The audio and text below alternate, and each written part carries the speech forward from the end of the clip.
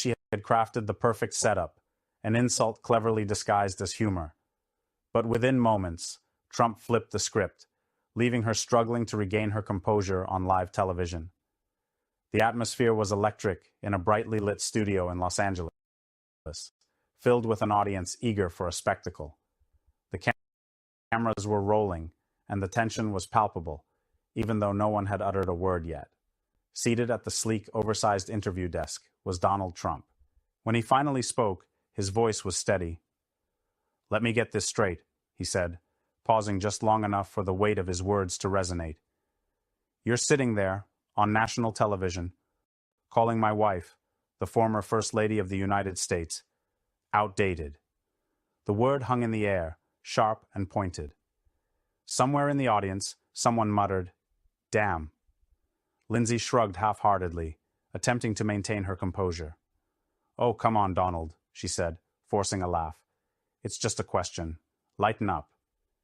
Trump leaned forward slightly, his eyes locked onto hers. "It's not a question, Lindsey. It's an insult. But let's pretend for a moment that you actually meant it as a legitimate question." The smirk on her face faltered.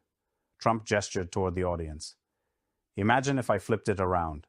Picture me sitting here with a married female politician, a Democrat, of course, and I asked her, 'Hey, have you ever thought about cheating on your husband? Because let's be honest, he's kind of outdated.'" A few murmurs rippled through the audience. Some nodded, while others sat up straighter. Trump let that idea linger before continuing. "You'd have CNN running a special about how I'm a misogynist before I even left this building. The headlines would be screaming, and you'd be leading the charge, wouldn't you?" Lindsey opened her mouth to respond, but words failed her. Trump pressed on. Lindsey Moore blinked, and for the first time in the interview, "She has been a successful businesswoman. She was the First Lady of the United States. And you, a feminist and a champion of so-called women's empowerment, sit here and try to reduce her value to an expiration date?" Lindsey shifted in her chair, forcing a small smirk. "Oh, come on, Donald. It was just a joke." Trump tilted his head.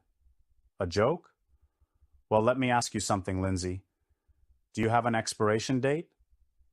The smirk vanished, and the audience reacted with a sound that was half gasp, half murmur. Lindsey's fingers twitched slightly against the table as she scrambled to regain control of the narrative. Trump didn't give her a moment. "You want to talk about outdated, as if it's some kind of punchline? Let's be real here. If a conservative man had sat in this chair and called Michelle Obama outdated, you'd be calling for his career, his job, his head on a platter." A flicker of realization crossed Lindsey's face. She knew he wasn't wrong. But Trump continued, "You know what's really outdated, Lindsey?" He gestured vaguely around the set. This tired, lazy, recycled strategy of trying to humiliate conservative figures by attacking their wives, their families, their marriages. When you can't take me down, you go after the people around me." Lindsey shook her head, laughing lightly. "Oh, please, Donald." But Trump interrupted, his tone now sharper. "Did you ask Joe Biden if he's ever thought about cheating on Jill? No, you didn't. Did you ask Barack Obama if he ever considered cheating on Michelle? No, you didn't, because you know it's disgusting. You know it's low. But when it's me, suddenly it's just a joke." Silence fell over the studio. Even the crew members behind the cameras had stopped moving. Lindsey's jaw tightened. She wasn't accustomed to losing control. Trump wasn't merely on the defensive. He was completely flipping the script. He shook his head, exhaling. "You know, Lindsey, for years, you and your side have been shouting about feminism, women's rights, and respect. Yet the first chance you get, you sit here and mock a woman, my wife, just because she's over 50. Another shift rippled through the audience as people began to rethink their stance. Trump let out a chuckle, but it was devoid of amusement. "So tell me, Lindsey, when does a woman become outdated in your eyes? What's the cutoff? 45? 50? Should we just start retiring women from relevance once they hit menopause?" Lindsey was at a loss. Her mouth opened, but no words emerged. The audience had turned against her. She had thrown a punch, expecting Trump to falter, But instead, she had handed him the moment of the night, and the fallout was just beginning. Lindsey Moore straightened up, pushing back against the wave of silence that had enveloped the studio. She was scrambling now, desperate to regain control of the conversation before it slipped entirely from her grasp. "Oh, Donald, you're being dramatic. It was just a bit of fun. A little." Trump cut her off, shaking his head. "No, Lindsey, it wasn't, and you know it." His tone was measured yet firm, like a man who had navigated this game countless times before. "If it was just a little fun, you wouldn't be squirming in your seat right now." The audience could feel the shift. The power dynamics in the room had changed, and everyone was aware of it. Lindsey tried to push forward, glancing toward the crowd as if seeking support. "I think we're getting a little off track here. I was just making an observation. Melania is beautiful, of course, but let's be real. Most men in your position tend to, go younger." Trump smirked. "And there it is." "Where what is?" Lindsey asked, hesitating. Trump leaned forward slightly, elbows resting on the desk. "That little tactic you all love to use. You insult someone, you mock them, and when you get called out, you hide behind, 'I was just making an observation.'" "No, Lindsey, you were trying to humiliate my wife." Lindsey opened her mouth to respond, but Trump wasn't finished. "And let me ask you something. Since we're discussing appearances and outdated people," he gestured toward her, "you're what, mid-40s?" A sharp inhale escaped Lindsey as her eyes flashed. She forced a smile, but it lacked authenticity. "Why does that matter?" Trump shrugged. "I'm just making an observation." The audience erupted. Some laughed, some gasped, while others simply watched, bewildered, as this was not the interview they had anticipated. Lindsey's expression darkened. "That's different. Why?" Trump's voice remained calm and measured. "Because now it's about you?" Lindsey stammered, realizing she was losing ground. And she knew it. Trump continued, "You want to sit there and discuss outdated women, but the moment I turn it back on you, suddenly it's offensive? Suddenly it's different? You don't like it when the mirror is held up, do you?" Lindsey found herself out of options. She let out a nervous laugh and waved a dismissive hand. Okay, I get it. Let's move on." Trump leaned back in his chair. "Yeah, I thought so." Just like that, Lindsey Moore had lost control of the interview. The audience sensed it. The crew felt it. And soon, the entire internet would feel the impact as well. But the real explosion was about to unfold online. It didn't take long. Within minutes of the interview concluding, clips of their exchange began to flood social media. The moment Lindsey Moore posed her now infamous question, followed by Trump's unyielding rebuttal, spread like wildfire. On X, formerly known as Twitter, one of the first viral posts read, "Lindsey Moore thought she was about to embarrass Trump. Instead, she got obliterated on live TV. This is brutal." The clip had already amassed over 3 million views within the first hour. Comment sections erupted with reactions. Imagine the outrage if someone called Michelle Obama outdated on national TV. Lindsey Moore just played herself. Trump didn't just defend Melania. He exposed the hypocrisy of these so-called feminists. This is why the media is a joke. They'll preach about women's rights but attack a conservative woman at the first opportunity. The divide was immediate. While conservatives praised Trump for standing up for his wife and flipping the script on Moore, liberals attempted to spin the moment in her favor. On MSNBC, a commentator labeled the exchange an unnecessary outburst and accused Trump of bullying a journalist. However, that argument didn't resonate as they had hoped, because people weren't just discussing Trump's response. They were questioning Lindsey's question. Why did she think it was acceptable to frame Melania that way? Why did she assume women had an expiration date? The backlash against Moore was swift and unrelenting. By the next morning, headlines dominated the news cycle. "Lindsey Moore under fire for disrespectful question about Melania Trump," reported the Washington Examiner. "Did Lindsey Moore cross the line?" asked the Daily Wire. "Feminist hypocrisy? Host faces backlash for outdated remark," noted Fox News. Sponsors of Moore's show began feeling the pressure. Emails flooded in, demanding to know if they condoned ageism and double standards. She attempted to respond. On Instagram, Moore posted a short, carefully crafted statement. As a journalist, I ask tough questions. That's my job. I regret if my words were misinterpreted, but I stand by my right to challenge public figures. It didn't help. No one was misinterpreting anything. They had all heard her words loud and clear. And the internet wasn't finished with her yet.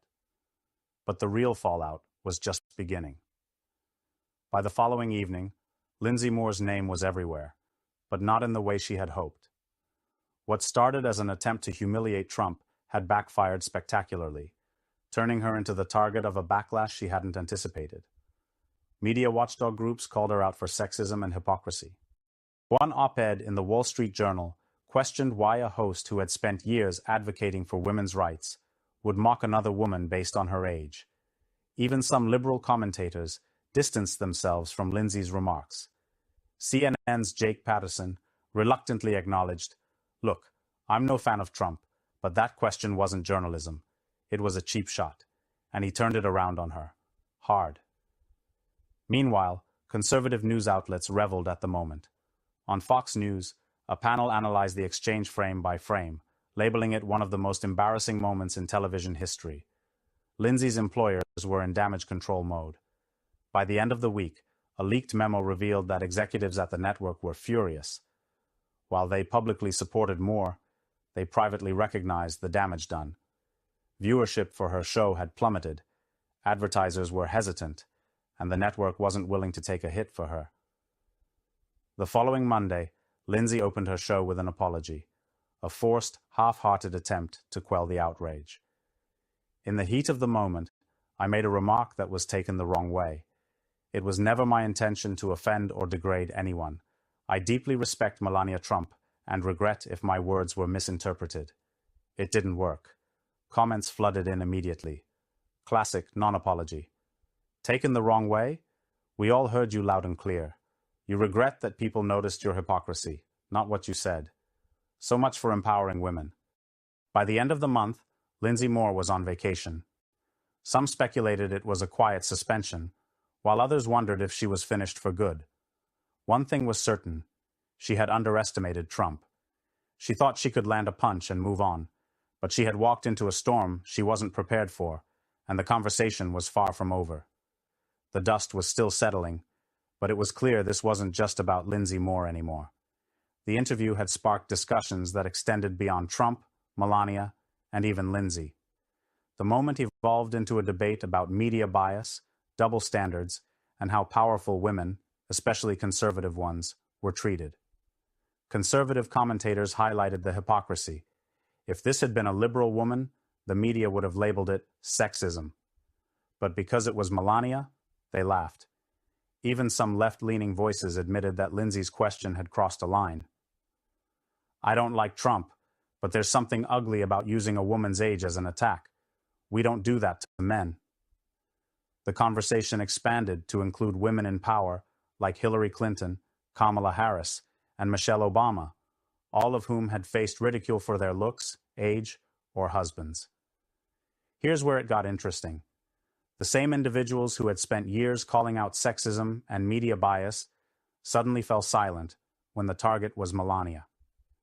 Trump supporters recognized it for what it was. They don't actually care about women. They care about controlling the narrative. And Lindsey became the perfect example of what people were tired of.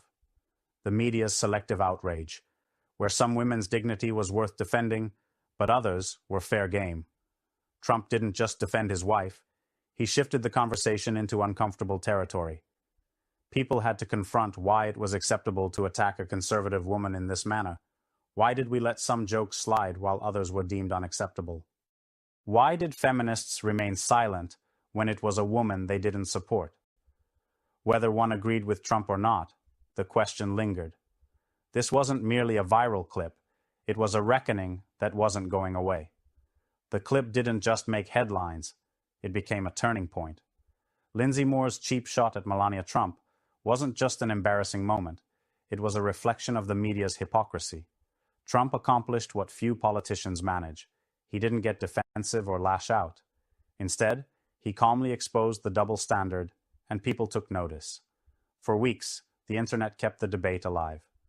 Was this yet another example of media bias? Would a liberal woman have faced the same scrutiny? Why do certain individuals receive protection while others are deemed fair game? Perhaps the most pressing question of all was when we decided that a woman's worth had an expiration date. That last question resonated deeply because at its core, this wasn't solely about Trump, Melania, or even Lindsey Moore. It was about respect and the hypocrisy of the so-called empowerment movement that only defends women they agree with. For many viewers, it served as a wake-up call. Melania Trump was many things: a former model, a businesswoman, a first lady. But she was not outdated or disposable. No woman should be. The moment Lindsey Moore smirked, thinking she had delivered her punchline, she had already lost. She revealed her true self.